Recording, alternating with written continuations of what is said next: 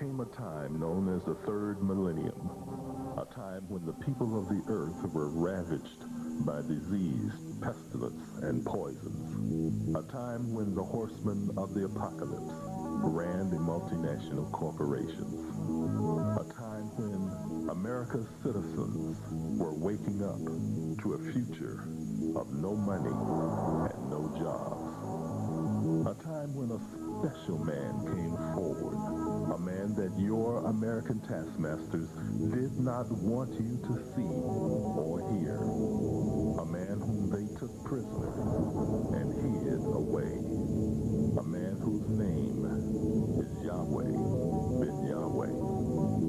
For telling people the truth, Yahweh ben Yahweh was taken prisoner by the minions of darkness. For giving people hope, Yahweh ben Yahweh was led away to Golgotha. This is the continuing story of the past and of the future, about good and about evil, about your life and what it will become. A story that tells why the so-called black man of America had to suffer for over 400 years.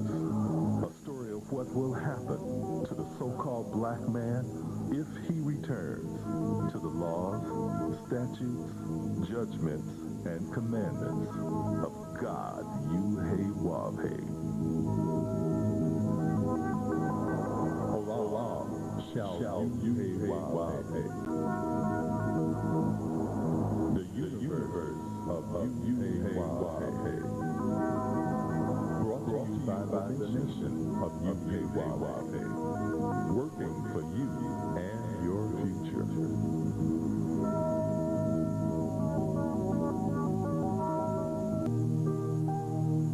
The definition of the word babe also reveals that the babe, Yahweh ben Yahweh, would be an innocent, inexperienced person.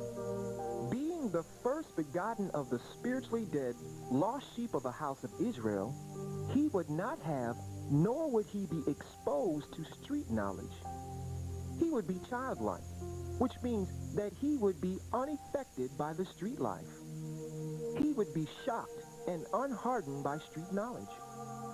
Yahweh ben Yahweh would definitely be unworldly, meaning that he would be green to the ways of the world of Lucifer. The word babe reveals that Yahweh ben Yahweh would be pure, virtuous, and unfallen.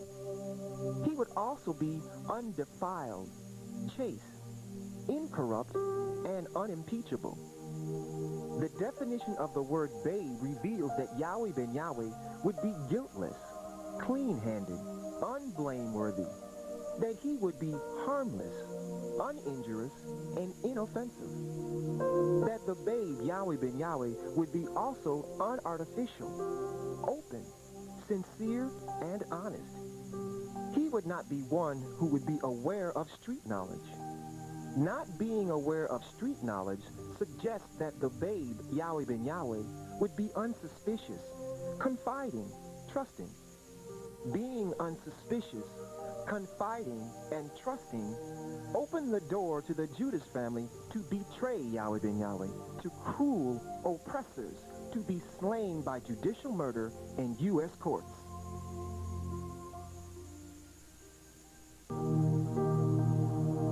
This word "in" is used to indicate transition from one state to another state, meaning the babe would come to power.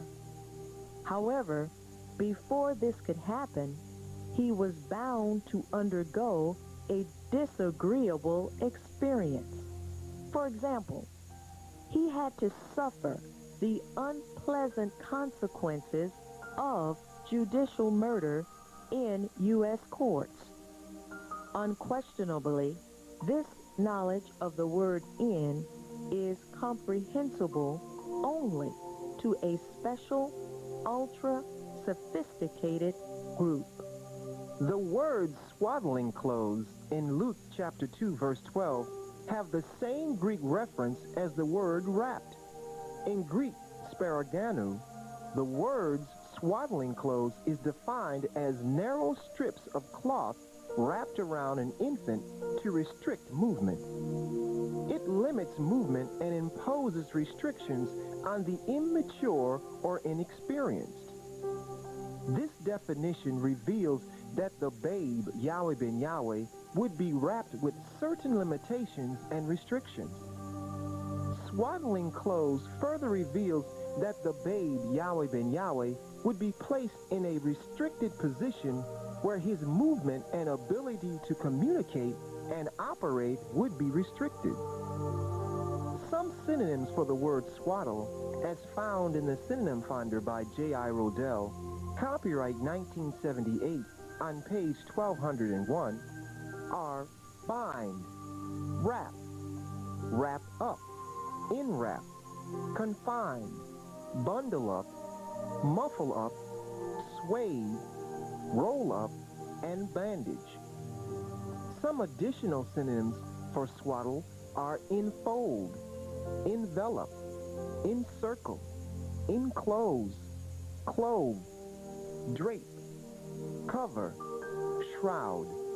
Bind, by definition, means to confine, restrain, or restrict, as if with bonds.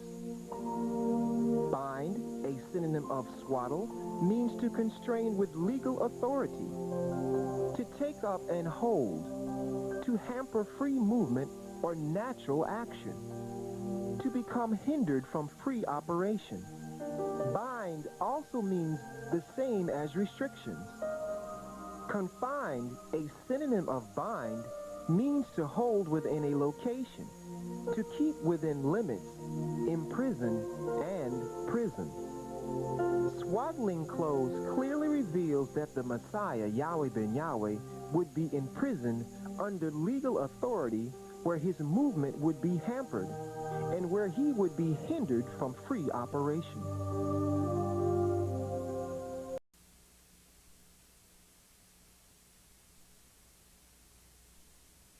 Federal government used the testimony of a confessed murderer who was plea bargaining for his life. In our reporting, we showed you that the federal government used the same point men in state court and how quickly all these cases were dismissed or found not guilty because there was no evidence. The Judas from federal court was not believed by any state jury or judge. In spite of his being the land of the free, there are some within the federal government that plainly want the nation of Yahweh destroyed. Let's start by examining the 1980s. During a time when the nation of Yahweh was prospering economically by hard work and honest labor, they did it in what is referred to as low-income or depressed areas, what we used to call the ghetto. The nation of Yahweh opened businesses, stores, hotels, in cities all across America, and they were a success. Can you imagine how some federal agencies felt after they had spent millions trying to do the same thing, but the only thing they managed to accomplish was keeping their own jobs? Yahweh ben Yahweh gives people a sense of hope, self-worth, and value. He tells them that they can succeed without government handouts, without unemployment benefits, without food stamps, and they succeed. Yahweh ben Yahweh wanted to help the poor by offering the highest quality in food at the lowest prices in the nation of Yahweh grocery stores, something not experienced before in these areas. And if the people were too old or unable to make it to the Yahweh grocery stores, they were given a ride for free. The late state representative, Jeff Reed, said, and I quote, "We must become serious about our economic future. All political and social issues hinge on this one factor, economics. With control of our economics, we can begin to control our problems of homelessness, joblessness, businesslessness, and drugs." Last week, I met a man who is serious about economics. Yahweh ben Yahweh. In a short 10 years, he has built a sizable operation in our community. Factory buildings, apartments, markets, and the list goes on. The man has done what many have only planned of doing.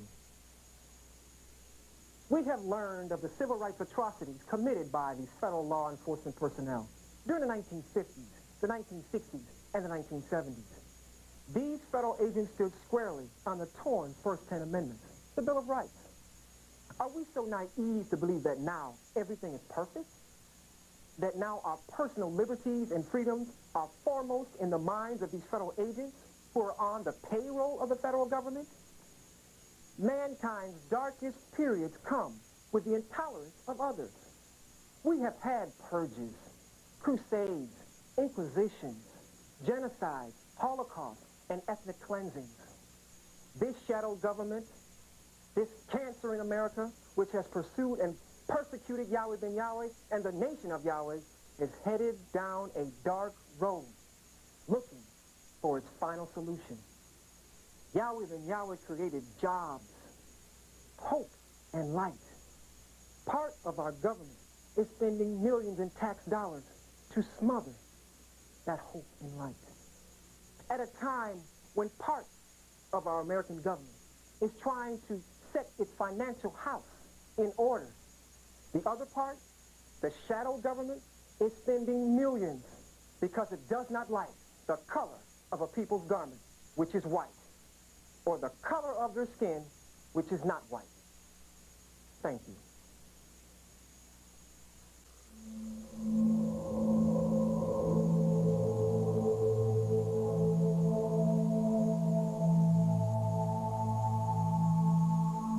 The United States government has declared war against Yahweh ben Yahweh and the nation of Yahweh in its Project Megiddo report, released by the FBI in October 1999. Do you know that this is fulfillment of prophecy?